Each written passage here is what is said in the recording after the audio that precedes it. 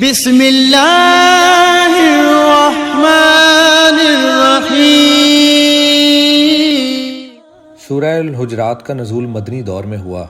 اس سورت کا موضوع مسلمانوں کو ان کی ادبی، معاشرتی اور اخلاقی تعلیم دینا ہے جو اہل ایمان کے شایان شان ہے۔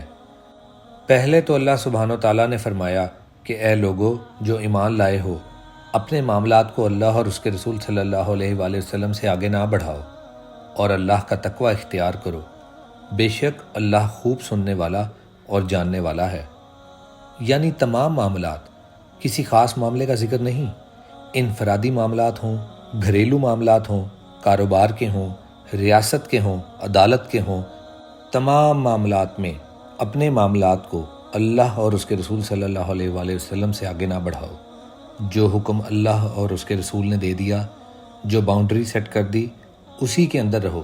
جو چیز حرام کر دی ہے اس کے قریب بھی نہ جاؤ۔ یہ انفرادی سطح سے لے کر اجتماعی سطح تک اہل ایمان کو پابند کیا گیا ہے۔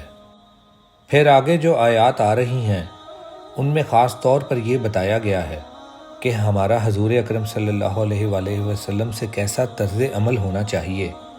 یہ ہماری ثقافت، ہماری تہذیب، ہمارے کلچر کی ایک بنیاد ہے، اور وہ بنیاد کیا ہے؟ حضور کی تعظیم، حضور سے محبت اور حضور کے نقش قدم کی پیروی کرنا۔ اسی لیے اللہ رب العزت نے ایمان والوں کو تنبیہ کی کہ اپنی آواز کو نبی صلی اللہ علیہ وآلہ وسلم کی آواز سے بلند نہ کرنا، جیسے ایک دوسرے سے کرتے ہو۔ یہ نہ ہو کہ تمہارے اعمال ضائع ہو جائیں اور تمہیں شعور بھی نہ ہو۔ پھر اسی طرح کسی بھی خبر کی تحقیق کرنا ضروری ہے۔ آیت نمبر 6 میں اللہ سبحانہ وتعالیٰ نے فرمایا، اے لوگو جو ایمان لائے ہو، اگر کوئی فاسق کوئی خبر لائے تو تحقیق کر لیا کرو، ایسا نہ ہو کہ تم کسی گروہ کو لا علمی سے کوئی نقصان نہ پہنچا دو اور تمہیں اپنے کیے پر پچھتانا پڑے۔ اسی طرح آیت نمبر 9 میں اللہ تعالیٰ نے فرمایا، اگر مسلمانوں کی دو جماعتیں آپس میں لڑ پڑیں تو ان میں صلح کروا دو، اور اگر ان میں سے کوئی دوسرے پر زیادتی کر رہا ہو تو اس گروہ سے لڑو جو زیادتی کر رہا ہے، اور اگر وہ اللہ کی طرف لوٹ آئے تو ان کے درمیان عدل کے ساتھ صلح کرواؤ، کیونکہ اللہ انصاف کرنے والوں کو پسند کرتا ہے۔ پھر آیت نمبر 10 میں اللہ رب العزت نے فرمایا، بے شک مومن آپس میں ایک دوسرے کے بھائی ہیں تو اپنے بھائیوں کے درمیان صلح کروا دیا کرو تاکہ تم پر رحم کیا جائے۔ اسی طرح اللہ تعالیٰ نے اخلاقی طور پر بھی لوگوں کو تنبیہ کرتے ہوئے ارشاد فرمایا کہ ایک دوسرے کا مذاق نہ اڑاؤ، نہ مرد مردوں کا مذاق اڑائیں، نہ عورتیں عورتوں کا مذاق اڑائیں، کیونکہ ہو سکتا ہے تم جن کا مذاق اڑا رہے ہو وہ تم سے بہتر ہوں۔ پھر اللہ تعالیٰ نے آگے چل کر فرمایا کہ ایک دوسرے کو طعنے نہ دیا کرو اور نہ ایک دوسرے کو برے القاب سے پکارو۔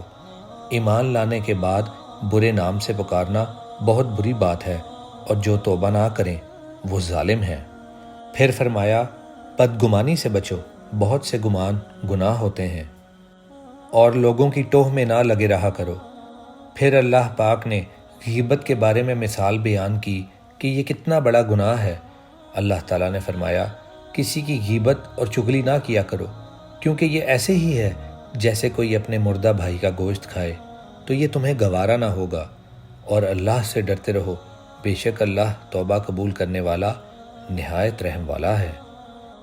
اسی طرح جیسے ہم دنیاوی اعتبار سے اس بات پر غرور کرتے ہیں کہ میں بڑا اعلیٰ نسل ہوں اور حسب نسب والا ہوں، کوئی کہتا ہے کہ میں چودھری ہوں، میں ملک ہوں یا میں سید ہوں، مگر اللہ رب العزت نے اس بات کو بھی بتلا دیا کہ ہم نے تمہیں ایک مرد اور ایک عورت سے پیدا کیا ہے، اور ہم نے تمہاری قومیں، حسب نسب اور قبیلے صرف ایک دوسرے کی پہچان کے لیے بنائے ہیں، مگر اللہ کے نزدیک سب سے عزت والا وہ ہے جو متقی ہے، یعنی پرہیزگار ہے اور اللہ سے ڈرنے والا ہے۔